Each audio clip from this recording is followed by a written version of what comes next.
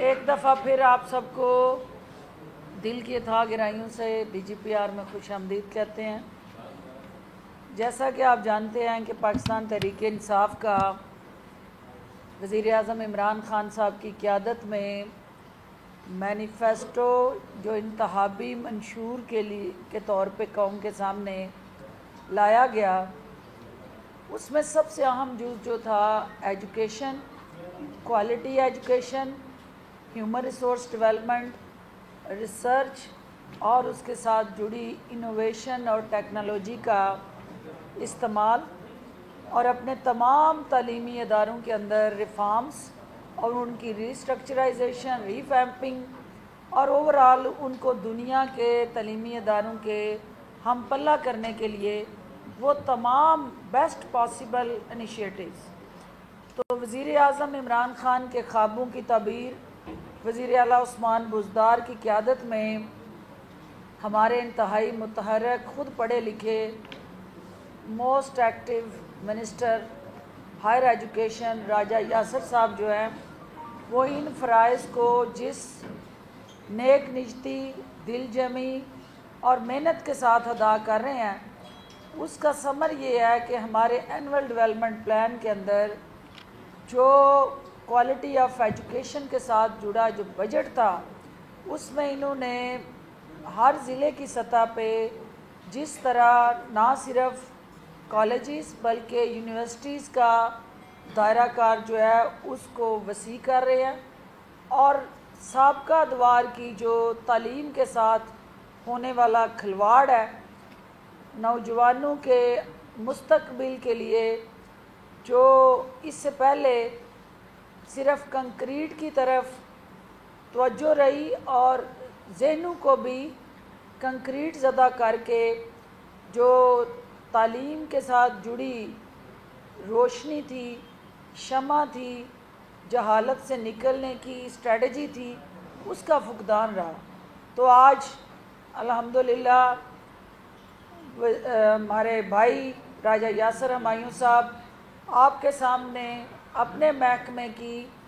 جو اس سال کی حکمت عملی، پچھلے سال کی کارکردگی اور اوورآل ویژن جو ان کا ہے ایز اے منسٹر، اس اپنے ڈپارٹمنٹ کو دنیا کے ہم پلہ کرنے اور جدید ٹیکنالوجی سے ہم آہنگ بنانے میں۔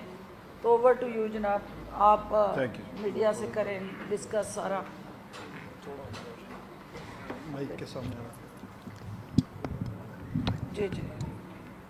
تھینک یو جی۔ بسم اللہ الرحمن الرحیم۔ سب سے پہلی چیز تو یہ کہ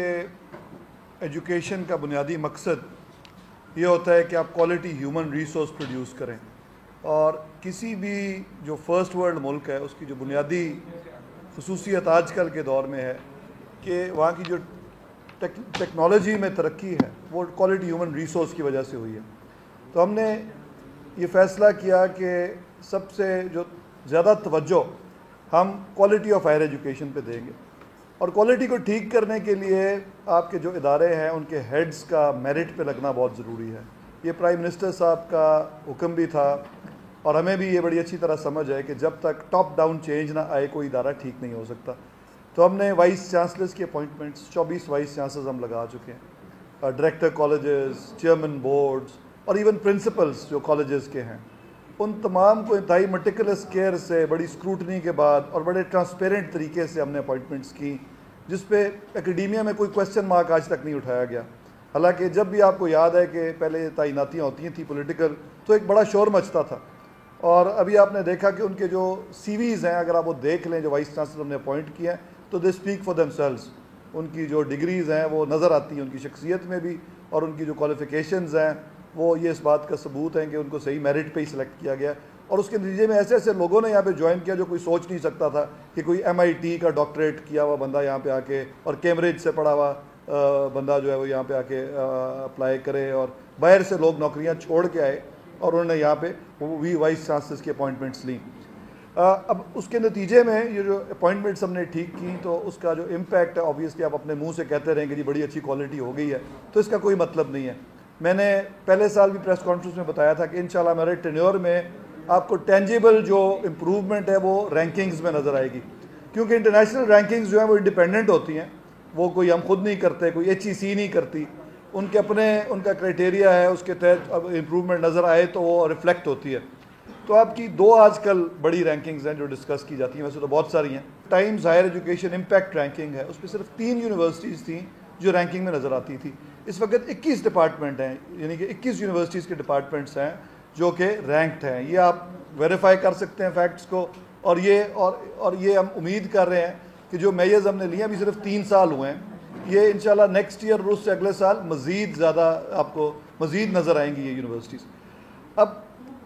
یہ بھی بڑا ضروری ہے کہ آپ جب کوالٹی تو رکھیں لیکن ایکسیس کو بڑھانا، کہ زیادہ سے زیادہ لوگوں تک تعلیم پہنچ سکے۔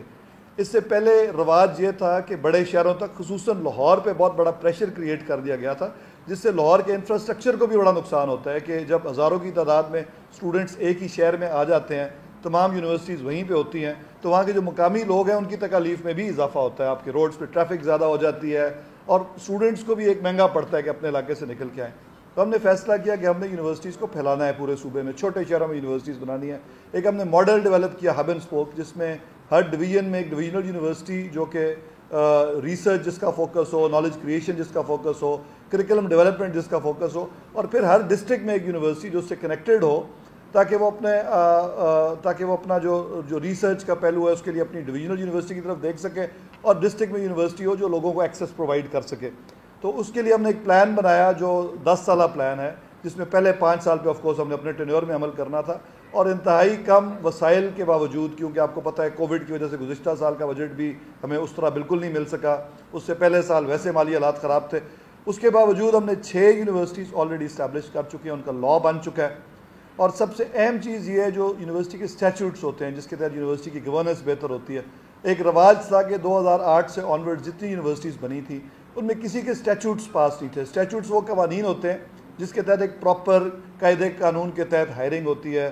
فیکلٹی کی، رجسٹرار کی، ٹریجرر کی۔ تو یہ تمام پوزیشنز ایک لمبے عرصے سے خالی پڑی تھی، نیگلیجنس کا شکار تھی۔ ان تمام پوزیشنز کو ہم نے فل اپ کرنے کے لیے جو پلان بنایا، اسٹیچوٹس پاس کرائے، 21 یونیورسٹیز میں جو ہے ہائرنگ ہو رہی ہے۔ جو PhD ان امپلائڈ تھے ان کو نوکریاں ملیں گی، کیونکہ ظاہر ہے پہلے لوگ اپنی من مانیاں کر رہے تھے، سسٹم چل نہیں رہا تھا، اپنی مرضی سے ایڈ ہاک پہ لوگوں کو لگاتے تھے۔ اسٹیچوٹس پاس ہونے سے آپ کو قانون کے تحت ان کو لگانا پڑے گا، اور کیونکہ ہم نے وائس چانسلرز بھی اللہ کے فضل سے پروفیشنل لگائے ہیں، تو وہ بھی اب اسی پہ عمل کر رہے ہیں اس کے تحت، اور بڑا ایک لمبا چوڑا ہائرنگ کا پروسیس چل رہا ہے، جس سے بہت سارا جو ایک شکایت تھی بے روزگار PhDs کی وہ بھی حل ہوگی، اور یونیورسٹیز کی کوالٹی بھی جو آپ کو مستقبل میں نظر آئے گی۔ اور یہ بھی یہاں پہ کلیئر کرتا چلوں کہ یہ صرف ہماری دور کی بنی ہوئی یونیورسٹیز نہیں، بلکہ 2008 سے آنورڈز 95% یونیورسٹیز کے اسٹیچوٹس نہیں تھے، صرف 1-2 کو چھوڑ کے تمام کے اسٹیچوٹس ہم نے بنائے ہیں۔ تو جس طرح میڈم نے پہلے کہا کہ برک اینڈ مارٹر جو ہے یہ نہیں ہوتا صرف یونیورسٹی میں، ایکچولی تو ہوتا ہے کہ یونیورسٹی کے اندر اکیڈیمیا کون سی ہے، کون سے لوگ پڑھا رہے ہیں، وہ کس کوالٹی کی پڑھائی دے رہے ہیں۔ تو اس میں آپ کو یہ ٹینجیبل امپروومنٹس نظر آئیں گی، تمام کے اسٹیچوٹس بن چکے ہیں، تمام کی رینکنگز اوپر جا چکی ہیں، اور اسی طرح اس کے ساتھ ساتھ ایکسیس میں بھی اضافہ ہو رہا ہے۔ کالج سیکٹر میں آبویسلی ایک ابھی تک پرابلم ہے جو ہم حل نہیں کر سکے، اور وہ ہے سٹاف کی کمی کی، لیکن ہم نے آلریڈی پبلک سروس کمیشن کو آرڈر کر دیا ہوا ہے، وہاں پہ ہائرنگ کا پروسیس شروع ہے، جو تھوڑا سلو ہے، جو محکمے کے بس میں نہیں ہے، لیکن ہم کوشش کر رہے ہیں کہ وہ تمام جو 9000 پوزیشنز خالی تھیں ان تمام پہ ہمارے ٹینیور کے اندر بھرتیاں ہو جائیں۔ اس کا ابھی فرسٹ فیز ہی چل رہا ہے، ہم نے سیکنڈ فیز کی بھی اپروول لے لی ہے، تو جیسے ہی فرسٹ فیز ختم ہوگا سیکنڈ شروع ہو جائے گا۔ اور سب سے بڑا پرابلم جو کالجز میں ہے، اسپیشلی دور دراز کالجز میں، وہ یہی ہے کہ وہاں پہ کوئی جانا پسند نہیں کرتا اور ٹیچرز کی کمی ہے۔ تو یہ اس ہائرنگ کے پروسیس سے یہ بھی انشاءاللہ پوری ہو جائے گی، آلدو میرے پرسنل خیال میں یہ تھوڑا لیٹ ہے، لیکن اس میں محکمہ تو چاہتا ہے، لیکن پبلک سروس کمیشن کو ذرا کام تیز کرنے کی ضرورت ہے، اور اس میں ظاہر ہے ڈائریکٹ ہماری کوئی انٹرفیئرنس نہیں ہے۔ اس کے بعد ایکسیس کو بڑھانے کے لیے یہ بڑا ضروری ہے کہ اسٹوڈنٹس کی افورڈیبلٹی نہیں ہے، ظاہر ہے ہائر ایجوکیشن ہر بندہ افورڈ نہیں کر سکتا، پرائیویٹ سیکٹر مہنگا ہے، گورنمنٹ سیکٹر کی بھی یونیورسٹیز جو ہے بہت سارے ہمارے اسٹوڈنٹس میجورٹی افورڈ نہیں کرتے، حالانکہ بڑی سستی ہیں وہ، لیکن اس کے باوجود افورڈ نہیں کرتے۔ تو اسکالرشپ کا پروگرام جو ایک گزشتہ گورنمنٹ نے شروع کیا تھا PF کا، اس کو ہم نے جاری رکھا، وہ اسی طرح چل رہا ہے، لیکن اپنے نبی حضرت محمد صلی اللہ علیہ وآلہ وسلم کے نام پہ رحمت العالمین اسکالرشپ کا جو ایک بہت بڑا پیکیج جو ہے وہ وزیر اعلیٰ صاحب نے اناؤنس کیا، اور اس کے تحت ایک بہت سارے اسٹوڈنٹس کو اسکالرشپ دی جا رہی ہے، ہائر ایجوکیشن میں, اور ساتھ ہی احساس پروگرام جو فیڈرل گورنمنٹ کا پروجیکٹ ہے وہ بھی پروونشل یونیورسٹیز میں اسکالرشپس دے رہی ہے تاکہ وہ اسٹوڈنٹس جو کے لیے ایکسیسیبلٹی بڑھے. بہت اہم چیز ہے کہ اسٹوڈنٹس جو پڑھتے ہیں کیا وہ مارکیٹ سے ریلیونٹ ہے.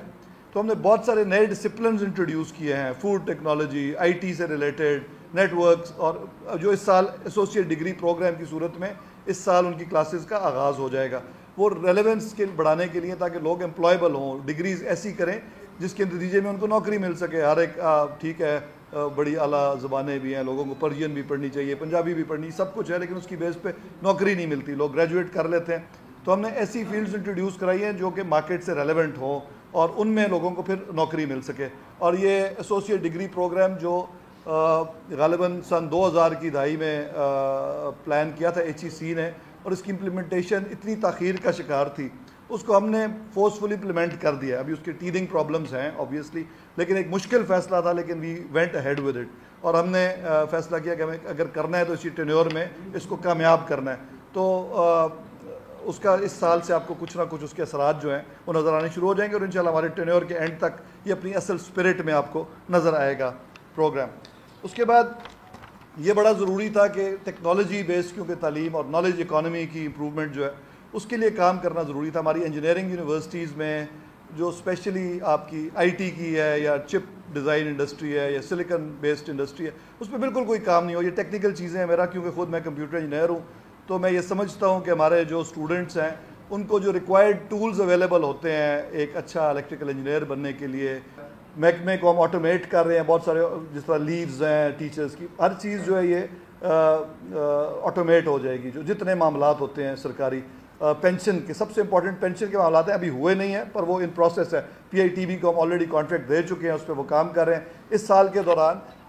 انشاءاللہ بہت سارے کمپوننٹس جو ہیں محکمانہ وہ آٹومیٹ ہو جائیں گے, جس سے ہمارے اساتذہ کو بھی بہت فائدہ ہوگا, اور جو لوور لیول پہ کرپشن کا کلچر ہے یہ بھی ختم ہوگا, جو لوگوں کو اپنی فائلز کے پیچھے بھاگنا پڑتا تھا. اس کے علاوہ انفارچونیٹلی کووڈ کی وجہ سے ہم کنٹینیو نہیں کر سکے. اس سال اللہ کرے کہ یہ چیزیں کلیئر ہو. یونیورسٹی اسپورٹس لیگ ایک بہت بڑا ہمارا انیشیٹو تھا جو بڑا کامیابی سے ہم نے لانچ کیا, اور جس طرح امریکہ میں یا فرسٹ ورلڈ میں یونیورسٹیز آپس میں کمپیٹ کرتی ہیں اور وہیں سے اسپورٹس مین پیدا ہوتے ہیں, وہ پورا ماڈل ہم نے بنایا اور اس کو امپلیمنٹ بھی کیا.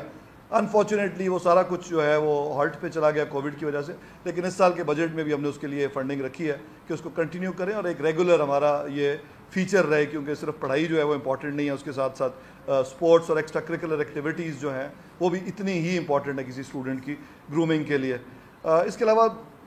چھوٹی چھوٹی چیزیں ہیں بہت ساری جو کہ میرا خیال ہے کہ ہماری گورننس کی بہتری میں بڑا رول پلے کر سکتی ہے. فار ایگزامپل جو پرنسپلس کے انٹرویوز ہیں, ظاہر آپ کا کالج پرنسپل نے چلانا ہے, آپ کا پرنسپل جب تک میرٹ پہ نہیں لگیں گے وہ اپنا کالج کو کس طرح ٹھیک کریں گے, لیکن ان کی ٹریننگ کا کوئی بندوبست ہی نہیں تھا. میں جب خود انٹرویو کرتا تھا تو مجھے یہ پتہ لگا کہ اکثر کے پاس کوئی ایسی ہینڈ بک ہی نہیں ہے جس میں یہ لکھا ہو کہ پرنسپلس کی ایکچولی کام کیا ہے, ان کی جاب رسپانسبلٹی کیا ہے, ان کی جاب جس کو جاب ڈسکرپشن کہتے ہیں. تو یہ پروفیشنل طریقے سے کام نہیں ہو رہا تھا, تو وہ تمام ہینڈ بک بنوائی گئیں, چھپوائی گئیں. حالانکہ چھوٹا سا کام ہے, اور میرا خیال تھا کہ آلریڈی یہ ہوگا ان پلیس, لیکن 70 سال ہو چکے ہیں ملک کو بنے ہوئے, ہمارے پرنسپلس کے پاس ہینڈ بک نہیں تھی جس میں یہ لکھا ہو کہ ان کے لیو رولز کیا ہیں, کیا ان کے اختیارات ہیں, کیسے استعمال کرنا ہے. تو یہ تمام ٹریننگ کا جو کمپوننٹ ہے یہ ہم نے ایڈ DPI آفس نے کی, اور اب ہم اپنی تمام جو چیزیں سینٹرلائزڈ کی جا رہی تھیں, ہر چیز محکمے کی طرف لائی جا رہی تھی گزشتہ ادوار میں, اس کو ہم ڈی سینٹرلائز کر رہے ہیں, DPI آفس کو اسٹرانگ کر رہے ہیں تاکہ اپنے کالجز کو وہی ڈیل کرے اور ایک systems of checks and balances کے تحت ڈیل کرے, تاکہ سسٹم کے اندر رہ کے کھیلیں گے تو کبھی کوئی گڑبڑ نہیں ہوگی. تو لیکن سسٹم ڈیولپ کرنا بڑا ضروری تھا, ہم نے وہ سسٹمز ڈیولپ کر دیے ہیں, جو میرا خیال ہے ایک بہت بڑی اچیومنٹ ہے کہ we have been able to develop systems. کیونکہ دنیا میں جو ترقی یافتہ ملک ہے ان کی کامیابی کا سب سے بڑا راز یہی ہے کہ وہ کسی ایک شخصیت پہ ڈپینڈنٹ نہیں ہوتے, کہ وہ شخصیت کوئی سیکٹری ہو یا منسٹر ہو یا جو بھی ہو, وہ چلا جائے تو سسٹم اسی طرح چلنا چاہیے. اور ہم نے یہی کوشش کی ہے کہ اس محکمے کے سسٹمز کو ٹھیک کریں تاکہ کسی بھی چینج سے, چاہے وہ میں چینج ہو جاؤں یا سیکرٹری چینج ہو جائیں, تو سسٹم کے تحت چیزیں چلتی رہیں. اس کے علاوہ بہت ساری چیزیں میرا خیال آپ کویسچنس پوچھیں گے تو اس میں ہم ان کو ایڈریس کر لیں گے. Thank you very much for now. Thank you. بہت شکریہ جی. میں سمجھتی ہوں کہ پہلے محکمے پہ, کیونکہ انہوں نے پنجاب اسمبلی جانا ہے, اور اس کے بعد جو ہے سیاسی تڑکا آپ لگاتے رہیں, لیکن پہلے محکمے پہ سوال جی باری باری کر لیں گے. جی محسن सियालकोट से कहा करो। आपने यूनिवर्सिटी का जिक्र किया है, जब मैं स्टूडेंट था तब से सुनते आ रहे हैं, 10-15 साल इस फील्ड में भी हो गए, तब उम्मीद रखें कि ये 5 साल के टेन्योर खत्म हो जी, क्योंकि इस पे प्राइम मिनिस्टर साहब का बड़ा फोकस है और इसके लिए फंडिंग रिलीज़ हो चुकी है। देखें, आप कोई भी प्रोजेक्ट अनाउंस करना एक बात होती है, उसके PC1 अप्रूवल्स चार्टर्स ये दूसरी बात होती है। तो अक्सर लोग ऐलान कर जाते हैं, जिस तरह आपने अक्सर देखा होगा कि नून लीग के जो हमारे रहनुमा हैं वो क्लेम करते रहते हैं ये तो मियाँ साहब का आइडिया था। ऑब्वियसली आइडिया तो आप अनाउंस करना एक बात है, उसकी इम्प्लीमेंटेशन और बात है। मसलन Baba Guru Nanak university गालिबन peoples party के दौर में अनाउंस हुई थी, कुछ नहीं हुआ, फिर गुज़िश्ता दौर में हुई, फिर कुछ नहीं हुआ। हमने उसका चार्टर भी करवा दिया, उसको PC1 भी अप्रूव करा दिया, फंडिंग भी दे दी, अब काम हो रहा है ना। तो एक्चुअली कोई भी काम जब उसका PC1 अप्रूव हो जाता है और फंडिंग रिलीज़ हो जाती है तभी उसकी आप शुरुआत कह सकते हैं, नहीं तो ज़बानी ख्यालात तो ज़ाहिर हर एक के बड़े अच्छे होते हैं।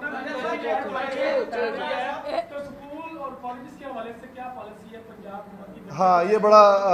रेलेवेंट सवाल है। ऑलरेडी बहुत ज़्यादा नुकसान हो चुका है और यहाँ पे फ्रैंकली ऑनलाइन सिस्टम जो है वो कामयाब नहीं है हमारे मुल्क में, हमारी गुंजाइश नहीं है कि वो हम कामयाब कर सकें। तो हमने फ़ैसला ये किया है कि तमाम जो फैकल्टी है, तमाम जो स्टाफ है, उनके लिए कंपलसरी कर लिया कि वो वैक्सीनेटेड हों, और स्कूल्स खुलने से पहले प्राइवेट में भी और गवर्नमेंट में भी और कॉलेजेस में भी। और दूसरा काम हम ये कर रहे हैं कि 18 साल से ऊपर जितने लोग हैं, स्टूडेंट्स अगर हैं तो हम कहेंगे कि वो वैक्सीनेटेड हों, अगर बच्चे हैं तो उनके वालिदैन वैक्सीनेटेड हों। तो यही एक तरीका है कि हम अपना तालीमी सिस्टम जारी रख सकें इस दौर में।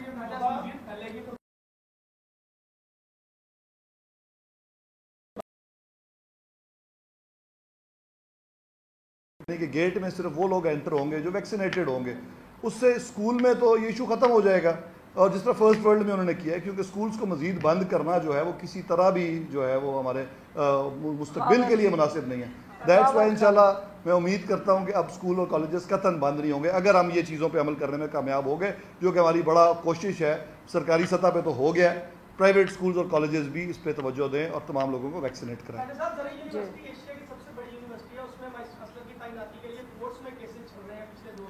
ये एक्चुअली ये हायर एजुकेशन के अंडर नहीं आती, ये एग्रीकल्चर महकमे का सवाल है, इसलिए मेरा से डायरेक्टली कोई ताल्लुक नहीं है।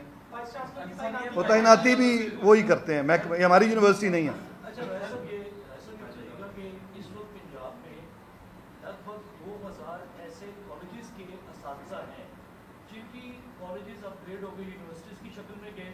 लेकिन उनकी जो सैलरीज है और उनकी जो पोस्ट है उन्हें अपग्रेड नहीं किया गया, जिसमें सिर्फ लाहौर कॉलेज और यूनिवर्सिटी की लगभग तकरीबन कोई 100 के करीब तो लेक्चरार यहाँ पर मौजूद है कि वो यहीं पर काम करती थी। जब अपग्रेड हुई तो यूनिवर्सिटी तो अपग्रेड हो गई, अपने बना दी। गवर्नमेंट कॉलेज यूनिवर्सिटी के भी इस किस्म के असातिज़ा के मसाइल हैं, इनकी स्ट्रेंथ लगभग 16-17 मैं जवाब दे देता हूँ। 2000 के करीब। देखें, इसमें इशू ये देखें, मेरी हर सुन लेना इसका जवाब, ताकि सवाल मुझे समझ आ गया। कोई भी कॉलेज जब यूनिवर्सिटी बनता है तो 1 साल का टाइम पीरियड होता है। जो भी यूनिवर्सिटी की फैकल्टी है, जो कॉलेज की फैकल्टी अगर यूनिवर्सिटी में जम होना चाहे तो उनके पास 1 साल होता है। उस साल में वो नहीं अगर अपनी ऑप्शन प्रिवेल करते, ऑप्शन यूज़ करते, तो उनको फिर डेप्यूटेशन पे वो काम करते रहते हैं। पहली बात तो ये है कि मुसलसल हम ये कह रहे हैं कि नून से शीन ने निकलना है,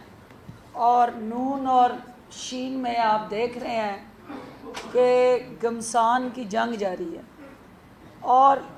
नून और शीन की जो गमसान की जंग है, वो मीम जो है अंदर, वो सबसे ज़्यादा जो फपा कुटनी का किरदार है वो अदा कर रही हैं। क्योंकि इस वक्त जो नून के अंदर इंतशार, अफरा तफरी, बददिली और अपनी क़यादत के बयानिए से मुतनफ़र होके वो तमाम जो अमल है उसकी अक्कासी आपने सियालकोट में देखी। सियालकोट इनका 5 MNA और 13 के करीब MPAs की सीटें सियालकोट से इन्होंने जीती, और वहाँ 2 इनकी हर तरह से सियासी जड़ें उन हलकों में इन्होंने नस्ल दर नस्ल बहुत निचली सतह तक मजबूत की थी। वो जड़ें क्यों उखड़ी, वो क्यों लोग जो हैं जोक दर जोक PTI میں آئے اور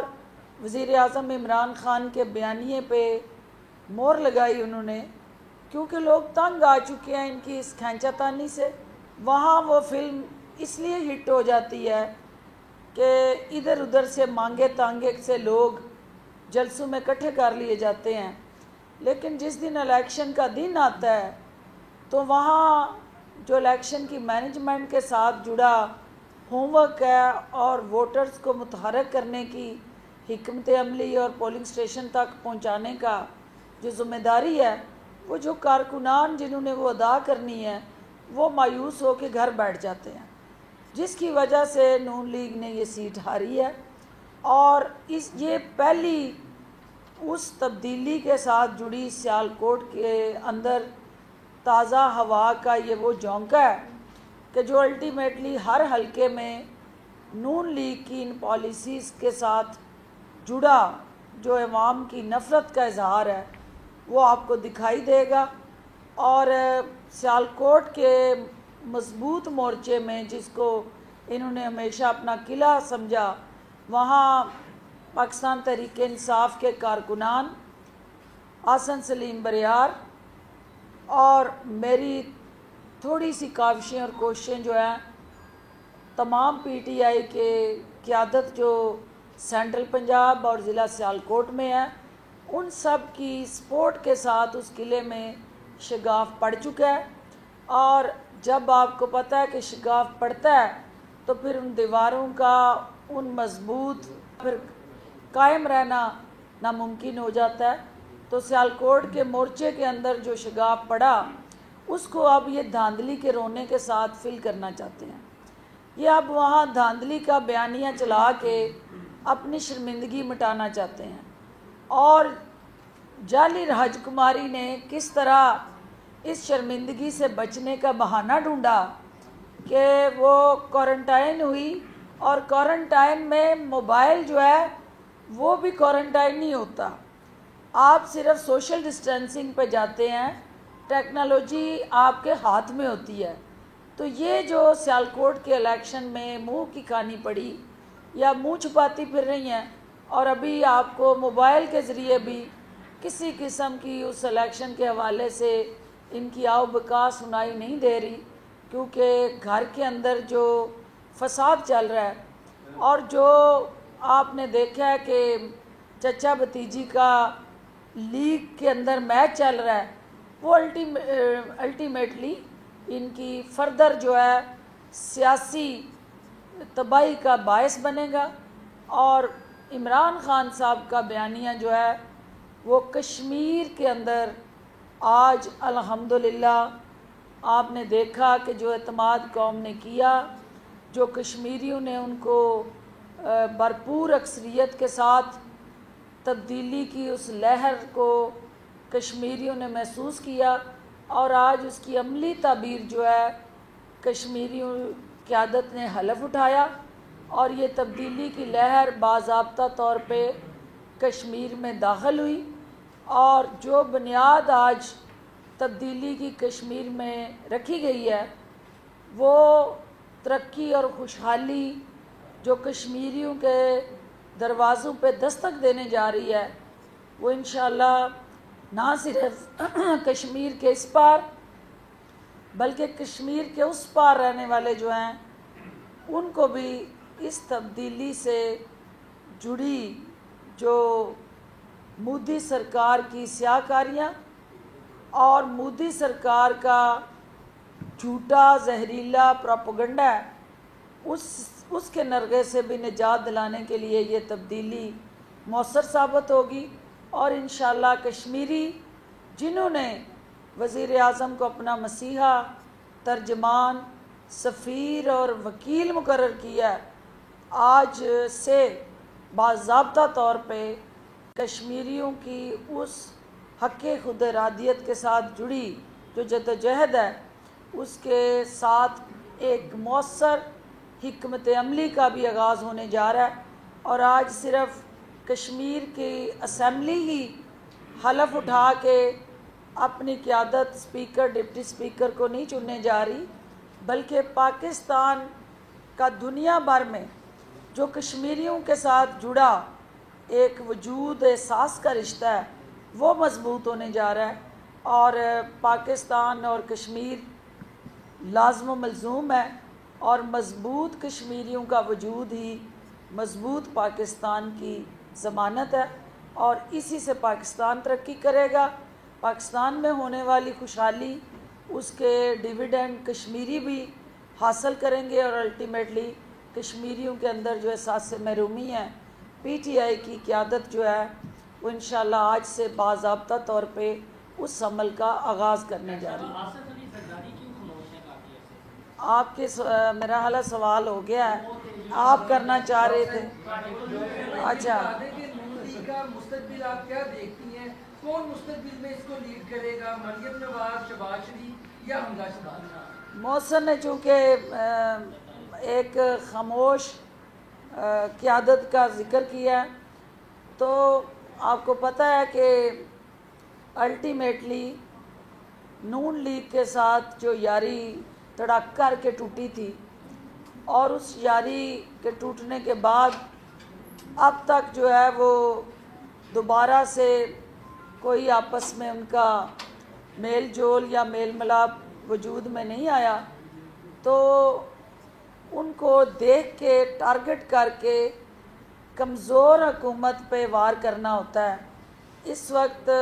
عمران خان کا مضبوط بیانیہ، چٹان کی طرح عزائم اور مضبوط پاؤں پہ کھڑی حکومت جو ہے وہ زرداری صاحب کی خاموشی جو ہے اس کو نہیں توڑے گی،